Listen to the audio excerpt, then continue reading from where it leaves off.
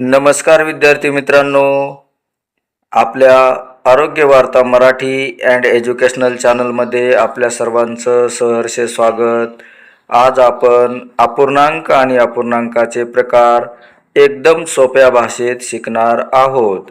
इयत्ता 5वी नवोदय 2027 साठी अत्यंत उपयुक्त हा व्हिडिओ आहे। तर मित्रांनो, आपण प्रथम समजून घेऊया अपूर्णांक म्हणजे काय। कोणत्याही वस्तूचा किंवा समूहाचा एक भाग म्हणजे अपूर्णांक। अपूर्णांक म्हणजे काय? कोणत्याही वस्तूचा किंवा समूहाचा एक भाग म्हणजे अपूर्णांक। जसे a/b म्हणजे वर जी संख्या असते त्याला अंश असे म्हणतात आणि खाली जी संख्या लिहिलेली असते त्याला छेद असे म्हणतात। समजलं का मित्रांनो? म्हणून आता आपण पाहूया अपूर्णांकाचे प्रकार कोणते आहेत। तर त्यामध्ये योग्य अपूर्णांक, अयोग्य अपूर्णांक आणि मिश्र अपूर्णांक। अपूर्णांकाचे प्रकार कोणते आहेत? योग्य अपूर्णांक, अयोग्य अपूर्णांक आणि मिश्र अपूर्णांक। चला तर मग योग्य अपूर्णांक म्हणजे काय समजून घेऊया। ज्या अपूर्णांकाचा अंश हा छेदापेक्षा लहान असतो तो योग्य अपूर्णांक असतो किंवा त्याला योग्य अपूर्णांक असे म्हणतात। काय पहा मित्रांनो, अंश कसा असतो? छेदापेक्षा लहान। मग या ठिकाणी उदाहरण दिलीत 4/7, 6/8, 7/9, 3/5। प्रत्येक ठिकाणी अंश हा छेदापेक्षा लहान आहे म्हणून हा योग्य अपूर्णांक आहे। आता पाहूया अयोग्य अपूर्णांक। ज्या अपूर्णांकाचा अंश छेदापेक्षा मोठा असतो त्याला आपण अयोग्य अपूर्णांक असे म्हणतो। उदाहरणार्थ 5/3, 7/6, 12/10, 9/7, 8/5, 6/4। या ठिकाणी अंश कसा आहे? मोठा आहे। कशापेक्षा मोठा आहे? छेदापेक्षा। अंश कसा आहे? मोठा आहे। कशापेक्षा मोठा आहे? छेदापेक्षा। म्हणजे ज्या अपूर्णांकाचा अंश छेदापेक्षा मोठा असतो त्याला अयोग्य अपूर्णांक असे म्हणतात। मिश्र अपूर्णांक पूर्ण संख्या आणि योग्य अपूर्णांक मिळून जी संख्या तयार होते तो अपूर्णांक मिश्र अपूर्णांक असतो। उदाहरणार्थ 2.1/3, 3.4/5, 5.6/8 हे सर्व मिश्र अपूर्णांक आहेत।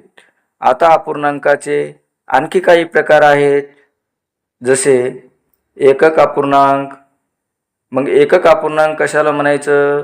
ज्या अपूर्णांकाचा अंश हा नेहमी काय असतो? एक असतो अशा अपूर्णांकाला एकक अपूर्णांक असे म्हणतात। मग उदाहरणार्थ लक्षात आली का व्याख्या तुमच्या? बघा, एकक अपूर्णांक म्हणजे काय? ज्या अपूर्णांकाचा अंश हा काय असतो? एक असतो त्या अपूर्णांकाला आपण काय म्हणतो? एकक अपूर्णांक।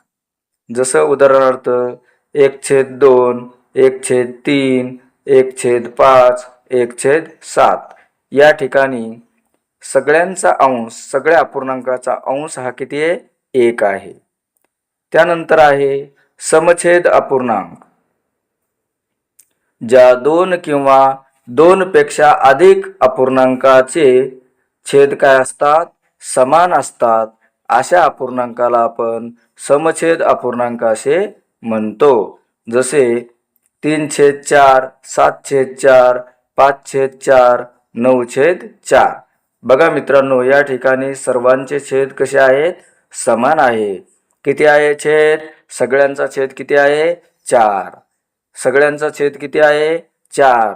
म्हणून छेदामध्ये समान अंक असला की तो अपूर्णांक काय असतो? समछेद अपूर्णांक असतो असे आपण लक्षात घेतलं पाहिजे। तर समछेद अपूर्णांक म्हणजे काय मित्रांनो? ज्या अपूर्णांकाचा छेद काय असतो, समान असतो, त्याला समछेद अपूर्णांक असे म्हणतात.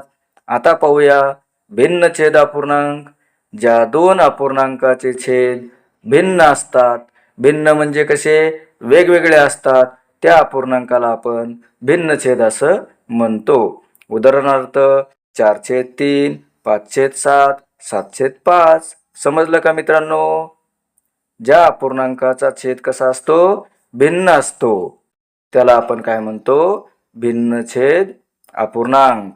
पुन्हा व्याख्या माझ्या पाठीमागे म्हणा.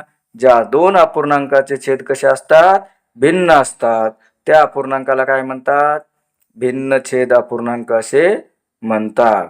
काय म्हणतात, भिन्न छेद अपूर्णांक. कशाला म्हणतात, ज्या दोन अपूर्णांकाचे छेद भिन्न असतात, ते अपूर्णांक काय असतात, भिन्न छेद अपूर्णांक असे म्हणतात.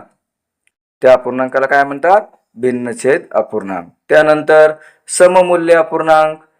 ज्या दोन वेगवेगळ्या अपूर्णांकाचे मूल्य कसे असते, समान असते, ते अपूर्णांक काय असतात, सममूल्य अपूर्णांक असतात. आलं का लक्षात? ज्या दोन वेगवेगळ्या अपूर्णांकाचे मूल्य म्हणजे काय, त्याची किंमत कशी असते, समान असते, त्या अपूर्णांकाला काय म्हणतात, सममूल्य अपूर्णांक.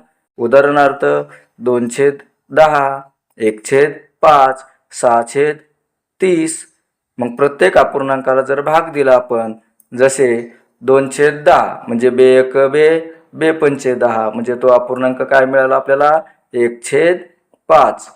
जसे 6/30 हा अपूर्णांक आहे, तर 6 6/30 म्हणजे इथेही काय मिळालं आपल्याला, 1/5. म्हणजे सर्व अपूर्णांक कसे आहेत, सममूल्य आहेत, म्हणजे त्यांचं मूल्य कसं आहे, समान आहे. म्हणजेच व्याख्या काय आहे, ज्या दोन वेगवेगळ्या अपूर्णांकाचे मूल्य समान असते, त्या अपूर्णांकाला काय म्हणतात, सममूल्य अपूर्णांक. Very good. आता हे तुमच्यासाठी खालील अपूर्णांकाचे प्रकार ओळखा. हे मी तुम्हाला या ठिकाणी 4 उदाहरणं देत आहे.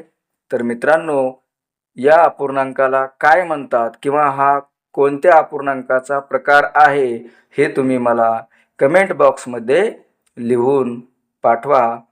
आणि अशीच नवोदयची तयारी करण्यासाठी 2027 मध्ये होणाऱ्या परीक्षेसाठी आपण अशाच प्रकारचे नवनवीन व्हिडिओ घेऊन येणार आहोत.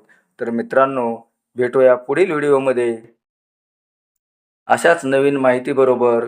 आणि अत्यंत उपयुक्त व्हिडिओ मी आपल्यासाठी तयार करणार आहे.